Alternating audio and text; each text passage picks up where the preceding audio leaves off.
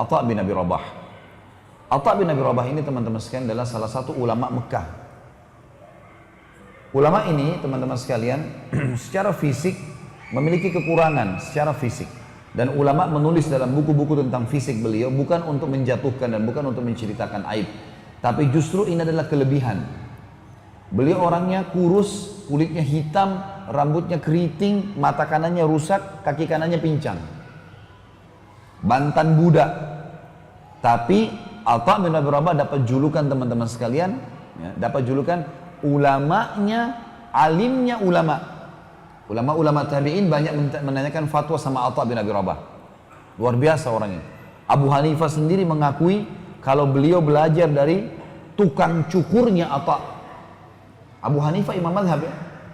Abu Hanifah pernah bilang, saya belajar dari tukang cukurnya Atha 5 hal. 5 hal. Dia bilang waktu saya sudah selesai umrah, lagi mau tahallul, saya datang kepada satu tukang cukur di situ, di dekat Masjid Haram. Lalu kemudian saya tanya, pertanyaan saya, berapa bayaran kamu? Berapa saya bayar cukur ini? Kata tukang cukur itu, hai saudaraku, bertakwalah sama Allah. Ini ibadah. Kamu lakukan ibadah, tahallul cukur rambutmu ini bukan cukur biasa loh.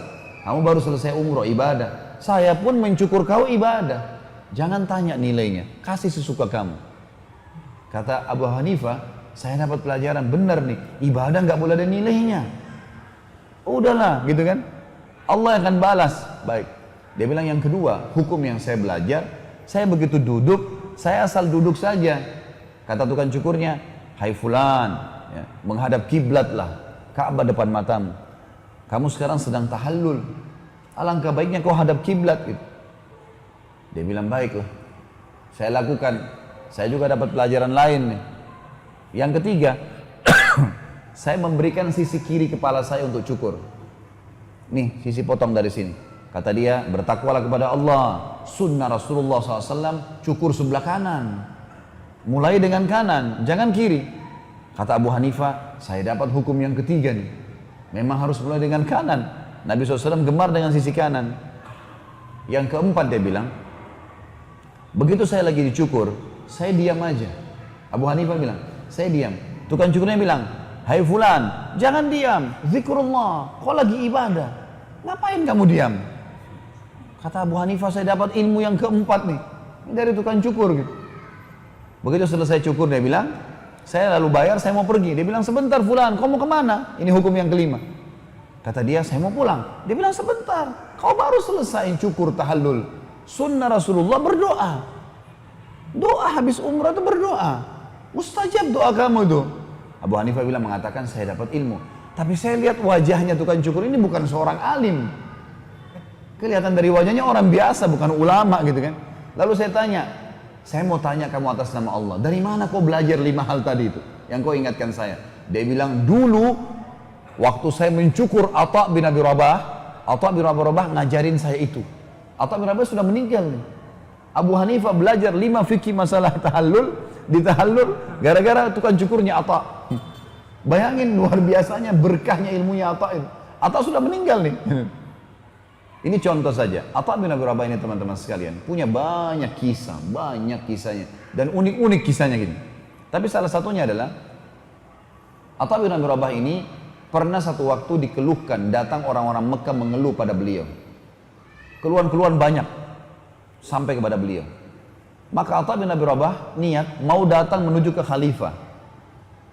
Khalifah didatangi waktu itu.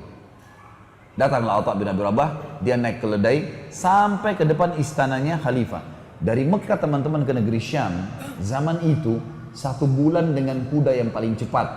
Kan ibu kotanya Khilafah Umayyah waktu itu Damaskus, ibu kota Syria. Dari Mekah ke Damaskus ini 1 bulan dengan kuda tercepat. Dia naik keledai bisa 2 bulan. Dia pergi ke istananya khalifah untuk menyampaikan masalahnya muslimin. Ringkas cerita, tiba di istananya khalifah. Begitu dia mau turun dari keledainya, rupanya ada kereta kencana. Kalau kita sekarang mungkin mobil Alphard nih. Kereta kencana datang dengan 6 ekor kudanya, keretanya mewah. Di dalam kereta ini ada orang lain namanya Atha Al-Khurasani. Ulama juga nih, ulama tabi'in. Dia juga namanya Atha, tinggal di Khurasan, di Iran. gitu kan, pada saat itu. Maka di dalam kereta ada anaknya. Atha Al-Khurasani punya anak. Anaknya ini cerita sama kita. Dia bilang apa? Saya melihat ayah saya turun dari kereta kencana mendatangi seseorang yang kulitnya hitam, mata kanannya rusak, kaki kanannya pincang, bajunya jubahnya besar, imamahnya sudah tua. Maksudnya Atha bin Abi Rabah.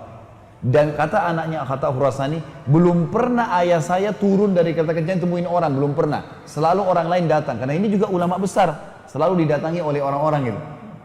Tapi baru kali ini ayah saya keluar, saya heran, siapa orang ini? Dan dia bilang saya belum pernah menemui ada orang seperti itu, seburuk itu penampilannya. Dia nggak tahu. Ayahnya turun, dia bilang, ayah saya salaman sama orang itu, pelukan, ngobrol. Gak lama kemudian ayah saya kembali. Lalu saya tanya, ayah, sambil saya sedikit tertawa, siapa orang yang anda temuin itu? Saya belum pernah orang seburuk itu keadaannya. Kata anaknya ini, sampai kaki pelana, ya, kaki pelana kuda dan keledai itu kan biasanya dari besi ya. Ini dari kayu, saking miskinnya gitu. Kata Atha Al-Khurasani,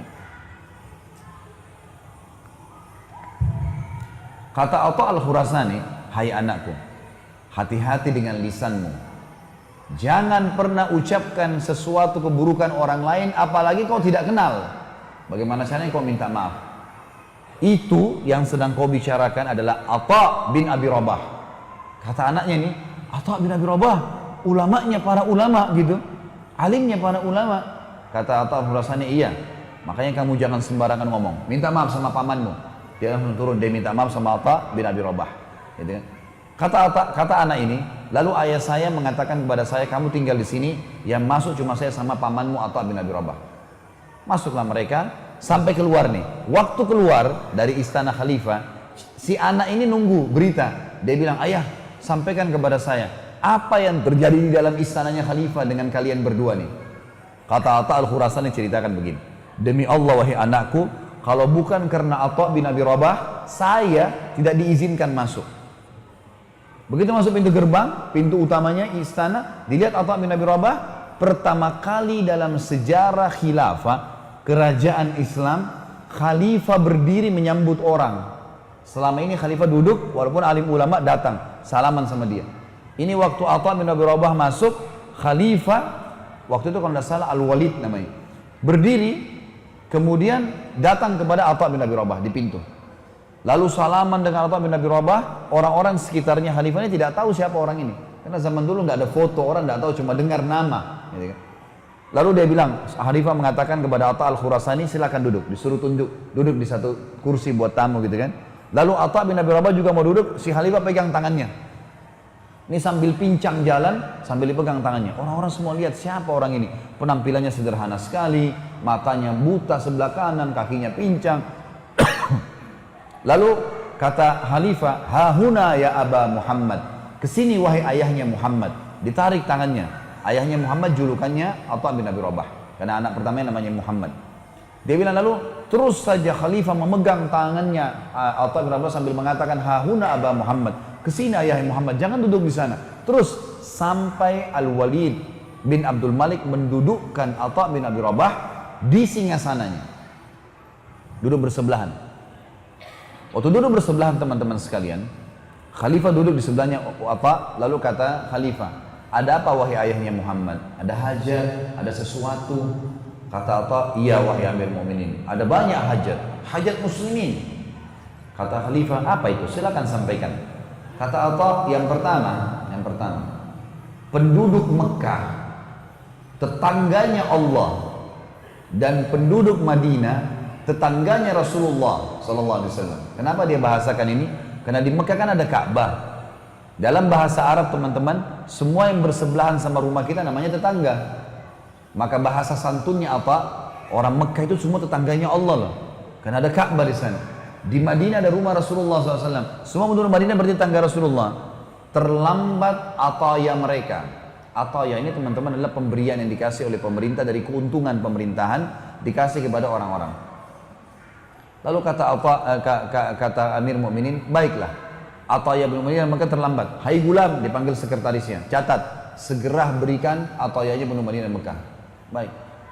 Apalagi ayahnya Muhammad, mujahidin yang sedang berperang di perbatasan antara muslimin dengan orang kafir. Mereka telat gajinya. Istri-istri mereka dan anak mereka datang kepada saya mengeluh, berikan gaji mereka. Kata Walid, Gulam, catat, kasih segera gajinya para mujahidin. Ada masalah lain? Ada, sampai 5 masalah. Masalah ini, masalah itu, semua masalahnya muslimin ini. Setelah 5 masalah disampaikan sama dia, saya ringkaskan. Maka dia berkata, Amir Mu'minin masih berkata, Walid masih berkata, ada lagi wahai ayah Muhammad, ada lagi masalah? Kata Atha bin Rabah, ada wahai Amir Mu'minin, dan ini masalah yang lebih penting dari 5 hal tadi. Kata Al-Walid, ada apa? Lalu Atha bin Rabah, teman-teman, posisinya ini dulu di singgasana, khalifah lagi duduk. Atha berdiri menghadap ke khalifah, menunjuk wajahnya sambil berkata, ada Amir Mu'minin hajat yang lebih penting dari 5 hal tadi. Ingatlah wahai Amir Mu'minin, Anda dilahirkan di muka bumi ini sendirian, dan Anda akan mati sendirian, dan Anda akan dihisab hari kiamat oleh Allah yang Maha Perkasa sendirian. Demi Allah, singgasanamu ini, semua dayang-dayangmu ini, kerajaanmu ini tidak bermanfaat untukmu hari kiamat. Nasihat. Tidak pernah ada orang begini, raja duduk ditunjuk-tunjukin sama dia. Nasihat. Al-Walid orang beriman sama Allah. Dia nangis sambil tongkatnya itu dipukulin ke karpet sambil dia mengatakan jazakallahu khairan, semoga Allah balas kau kebaikan. Terus begitu. Sambil khalifah menangis, nggak bisa menahan, dia terisak dengan nasihat itu. Maka Atha keluar, kata Atha Al-Khurasani, Atha bin Abi Rabah keluar. Dan demi Allah tidak minum setetes air pun di istana khalifah. Nggak minum setetes air. Berapa banyak orang sekarang yang menjelaskan diri pada ulama, sibuk dengan cari makanannya presiden, makanannya menteri, duduk ngobrol, apalah, bisa rekomendasi apa. Ini hajat muslimin semua, nggak lebih daripada itu. Lalu pada saat dia mau keluar dari istana, kata Atha Al-Khurasani, kami dikejar oleh salah satu staf kerajaan, bawa satu kantong uang dinar emas, kasih. Kata dia, ini dari Amir Mu'minin buat anda wahai Atha bin Abi Rabah. Sebagai balasan datang. Kata Atha, demi Allah saya datang bukan untuk itu. Kembalikan kepada Amir Mu'minin, ya, dan saya tidak akan terima. Pulang. Bagaimana Atha bin Abi Rabah, teman-teman sekalian, bisa terbentuk seperti ini? Karena dia tahu, raja pun itu manusia seperti dia biasa. Dia nggak butuh, dia butuh sama rajanya, seluruh raja. Allah sang pencipta yang akan membalas dia. Kisah yang lain, Atha bin Abi Rabah di musim haji pernah ditunjuk oleh Sulaiman bin Abdul Malik, khalifah yang lain, menjadi mufti. Nggak boleh orang lain kasih fatwa di musim haji kecuali dia. Hanya dia saja yang boleh kasih fatwa. Karena memang musim haji ini teman-teman harus ulama yang khusus, tidak boleh salah. Ya, kasus-kasusnya harus betul-betul detail. Makanya di Saudi pun mufti-mufti musim haji itu tidak sembarangan dipilih oleh kerajaan Saudi. Ringkas cerita, Sulaiman mengeluarkan surat resmi, edaran resmi, kalau yang menjadi mufti di Mekah di musim haji untuk seluruh muslimin hanya Atha bin Abi Rabah. Yang lain nggak boleh. Ulama lain pun tidak ada urusannya, tidak boleh kasih fatwa. Kebetulan Sulaiman ini, rahimahullah semuanya, ini haji tahun itu. Dia lagi pergi haji sama anak-anaknya, masuk ke Arafah. Setelah tenda kerajaan dibuka, macam-macam lah ya, dayang-dayang, makanan, persiapan, segala macam hal sudah dilakukan. Kata Sulaiman, di mana Atha bin Abi Rabah? Kata pengawalnya, di kemahnya Amir Mu'minin. Lagi banyak muslimin lagi antri, nanya hukum. Kata Sulaiman, mari saya mau ketemu. Saya mau ketemu. Kata mereka, baiklah, kami panggilin. Kata Sulaiman, tidak usah, saya ke sana. Pergilah Sulaiman ke sana didampingi dengan dayang-dayangnya, prajuritnya, anaknya datang bersama dia. Begitu tiba teman-teman sekalian di tempat itu, ya, di kemah, masuk ke dalam kemah, Sulaiman salaman sama Atha, Atha menyambutnya semua, duduklah. Setelah itu Atha bertanya, wahai Amir Mu'minin, wahai Amir Mu'minin, kenapa anda datang? Ada sesuatu yang bisa saya bantu? Kata Amir Mu'minin, iya, saya mau nanyakan masalah fatwa. Pertanyaan Atha begini, fatwa untuk anda pribadi atau fatwa pemerintahan? Ada bedanya nih, gitu ya. Kata Amir Mu'minin, kata Sulaiman, ya fatwa buat saya pribadi, ada hal-hal haji yang saya mau tanya. Tiba-tiba Atha berdiri lalu mengatakan, wahai Amir Mu'minin, maafkan saya, silakan anda keluar antri bersama muslimin. antri di luar kemah. Di sini, di Arafah, nggak ada bedanya antara raja dengan manusia biasa. Allah sudah membuat Anda menggunakan ihram sama dengan semuanya. Supaya di sini jelas tidak ada perbedaan. Dan mereka sudah antri kepanasan dari tadi untuk menanyakan fatwa pribadi. Kalau fatwa pemerintahan Anda saya dahulukan. Karena wali amr harus didahulukan. Tapi fatwa pribadi enggak. Orang-orang di belakangnya Sulaiman ini sudah marah nih. Ini ngapain ini Alta? Kan tinggal jawab selesai, Amir Mu'minin pulang. Disuruh antri. Tapi Sulaiman waktu itu rahimahullah memang orang beriman juga. Sampai sebagian ulama masukkan kategori Sulaiman dalam lagi ini ulama. Ulama juga tapi levelnya belum sampai ke Alta bin Abi Rabah. Dia selain khalifah juga dia seorang alim. Dia tahu, antri dia teman-teman sekalian. Orang karena dia tidak ngomong, dayang-dayangnya tidak berani ngomong, pengawalnya nggak ngomong, anaknya pun ada 2 orang di belakangnya laki-laki nggak berani ngomong. Lalu Alta bin Abi Rabah tanya, jawab fatwa orang, seakan-akan tidak ada khalifah yang sedang antri. Jawab sampai selesai, tuntas keluar, sampai tiba saatnya Sulaiman. Begitu Sulaiman masuk, lalu kemudian ditanya fatwa, selesailah. Alta bin Abi Rabah silakan pulang, ya sudah, biasa saja gitu. Nggak ada sama sekali ketergantungannya, khawatirnya, takutnya nggak ada. Pulanglah Sulaiman ke kemahnya. Dia tahu nih Sulaiman tuh ada masalah. Kumpulin semua anak-anaknya, dayang-dayangnya, prajuritnya yang tadi hadir. Kumpul semua. Lalu dia ceramah. Setelah tahmid dan salawat dia mengatakan, wahai anak-anakku, ketahuilah yang dibuat oleh Atha bin Abi Rabah kepada saya itu benar. Jangan ada di antara kalian yang sedang marah dengan Atha. Di sini nggak ada bedanya antara Amir Mukminin dengan masyarakat biasa. Dan memang saya datang untuk menanyakan fatwa pribadi, bukan fatwa pemerintahan. Apa yang dilakukan benar.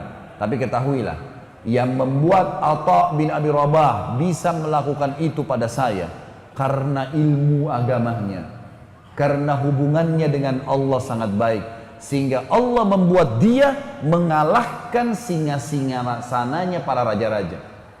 Dia nggak butuh dengan singasana saya, dia nggak butuh dengan saya, karena dia sudah bergantung dengan Allah, raja yang sebenarnya. Nasihat yang sangat bijak dari Sulaiman. Dan bagaimana memang raja kalau juga beriman kepada Allah. Tapi saksi bahasan kita Atha rahimahullah yang luar biasa ini.